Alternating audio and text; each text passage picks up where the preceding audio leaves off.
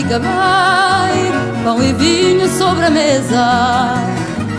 E se à porta humildemente bate alguém, senta-se à mesa com a gente. Fica bem esta franqueza, fica bem, que o povo nunca desmente.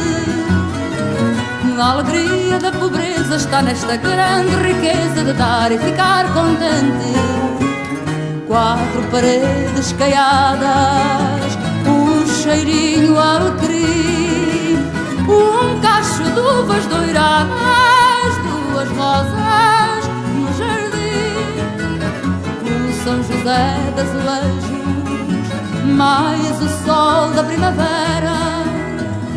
Uma promessa de beijos, dois braços à minha espera. É uma casa portuguesa, com certeza, é com certeza uma casa portuguesa.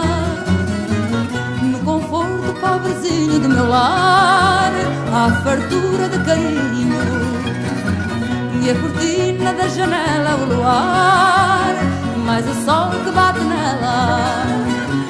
Basta pouco, pouquinho para alegrar uma existência singela. É só amor, pão e vinho e um caldo verde verdinho a fumegar na tigela.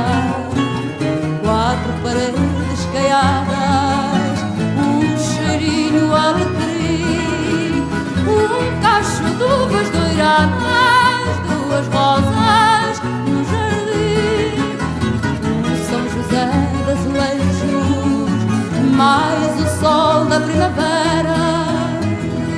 Uma promessa de beijos, dois braços à minha espera.